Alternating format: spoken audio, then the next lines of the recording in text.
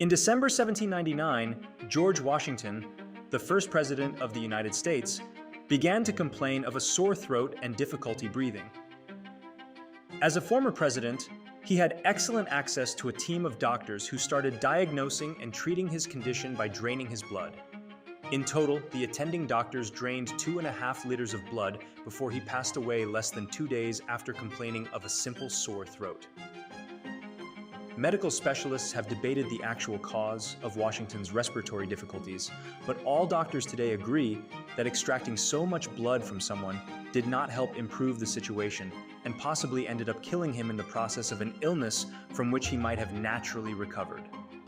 Our understanding of human diseases, medical practices, and treatments has advanced significantly in the last 200 years, leading to longer average lifespans, a significant reduction in infant mortality, and an improvement in people's quality of life. Similar to medicine, economics is a constantly evolving field that also has real repercussions on our way of life. Traditional sciences often take the spotlight when discussing the recent historical increase in the standard of living.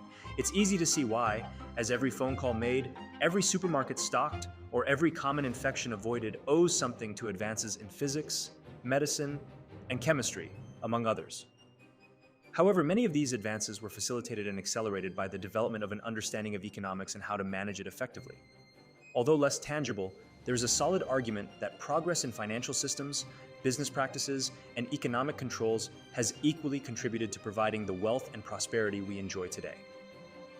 Like other technological advances, this could mean that, in theory, the advancement of economic knowledge could allow everyone to experience a lifestyle akin to being a billionaire. I know this is a somewhat exaggerated claim, so let's analyze some aspects to support it. However, it's also essential to question how much we really know about economics. Are we like the 18th century doctors desperately trying to fix economies, often doing more harm than good? Is our collective knowledge of the economy nearly complete, with only minor improvements left to make? To figure this out, we need to answer some key questions. How do advances in economics translate into an improvement in the real-world conditions of ordinary people? How can we determine how much we have advanced in our understanding of the economy? Lastly, can this knowledge solve existential problems, such as achieving unlimited growth in a finite world? To truly understand the progression of our economic understanding as a species, it's important to comprehend economics in the broadest possible sense. Economics is a social science that studies how people interact with things of value. Just as physics is a natural science that studies matter, its fundamental components, motion, and behavior through space and time, economics aims to answer questions about the nature of material wealth and scarcity. While physicists seek to answer questions about the nature of matter, economists try to address the central economic problem. Humans have unlimited desires, but limited resources to satisfy those desires. Therefore, sacrifices must be made. Unfortunately, the central economic problem has no solution, but it can be divided into 4 distinct questions: what to produce, how much to produce, how to produce it, and for whom to produce it. Economists attempt to answer these questions in different ways to produce slightly better outcomes, whether by allocating resources to make people more satisfied or finding ways to produce more with the resources available. Even broad economic theories like capitalism are just a way of answering these questions. In the case of capitalism, it's about producing what the market demands in the quantity demanded, produced in the most efficient and profitable way possible to give it to those willing and able to pay for it. While not a perfect system, capitalism is very efficient at allocating resources and incentivizing the use of more resources to improve the well-being of its participants. However, capitalism, as the basic system governing all advanced economies in the world today, falls short when it comes to answering questions about what to do with negative value things. If you're wondering what negative value things are, they include waste, sewage, chemical waste, used fuel, and the biggest of all, greenhouse gas emissions. People value the absence of these things, but in the market system of capitalist economies, there is no real mechanism to assign the costs of these elements to the parties responsible for producing them without government intervention. It may sound absolutely awful to say this, but from a purely rational, cold economic standpoint, this classification can also be applied to people with disabilities, the elderly, or those incapable of producing more value than they consume. It sounds terrible because in the past, there have been some not so fantastic ways of addressing this issue. However, it doesn't have to be that way, and with an aging population in many countries, solutions are needed for an increasing number of people in the economy who are unable to work and may need help from those who still work. So capitalism, the basic system by which all advanced economies in the world operate today, is good at answering some questions and not so good at answering others. Different economies worldwide have attempted to fill these gaps with different solutions, such as carbon pricing and mandatory retirement savings. However, these solutions often create more problems, bringing us back to economics as, like any other science, it exists in constant evolution. As an example, consider the geocentrism theory in astronomy, where the Earth was considered the center of the universe and everything, including the sun, revolved around it. Geocentrism answered most questions people had about what was happening in the sky. It served navigation, tracking seasons, and everything people of that time needed to control the sky. Of course, there were some inconsistencies in the movements of celestial bodies, but those were addressed with various solutions that often created more problems. Sound familiar? So, could capitalism be to the economy what geocentrism was to astronomy? Well, we don't know what we don't know, and it's possible that some brilliant economist tomorrow will come up with a system that revolutionizes how we manage economies to the extent that it's like entering the space age. It may sound crazy, but it has happened before, and the impacts have been enormous. The widespread adoption of steam power, along with other technologies, is widely recognized as the driver of the Industrial Revolution that set us on the current path of massive global economic growth. But something else was happening in the world at that time.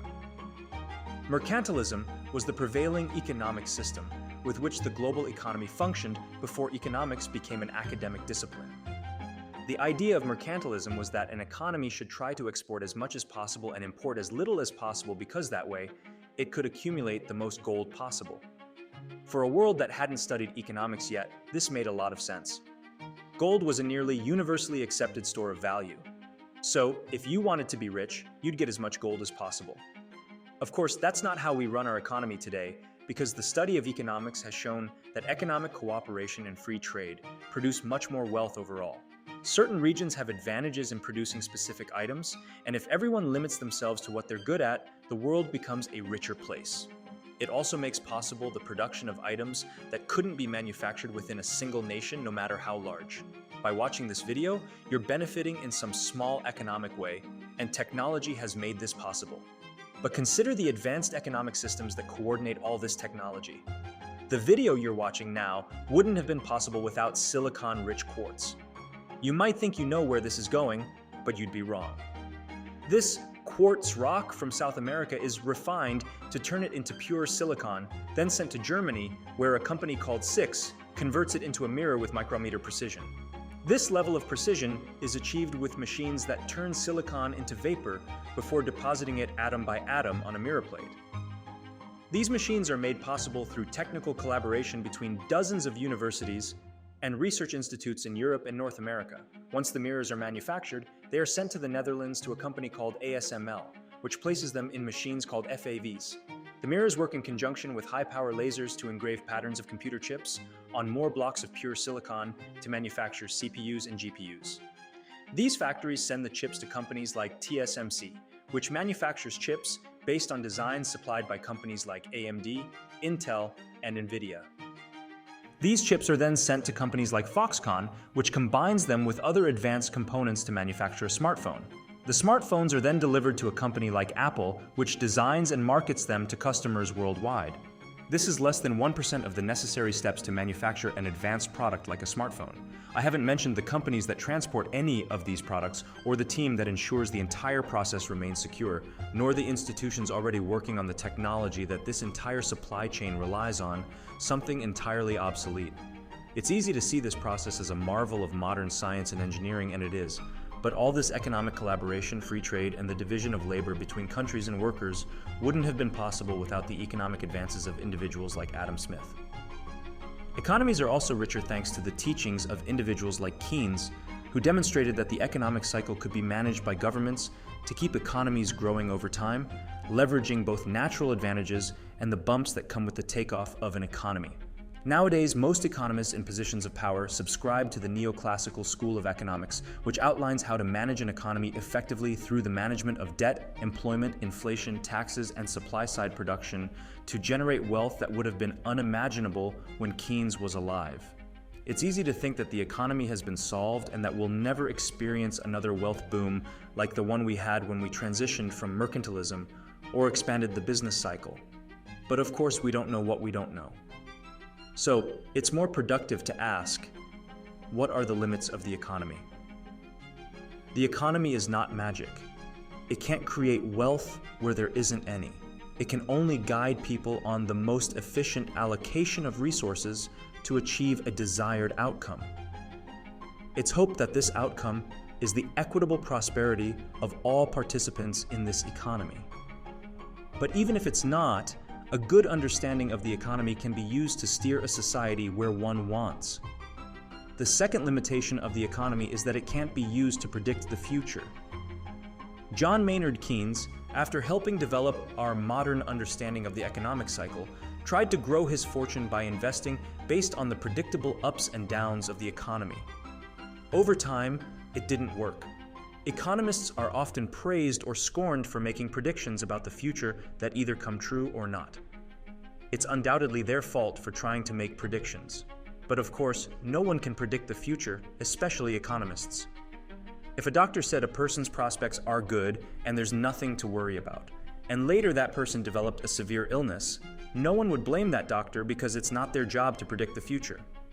In the same way, economists can look at the available data and say there's no cause for alarm, only for something to prove them wrong. Economists shouldn't predict the future.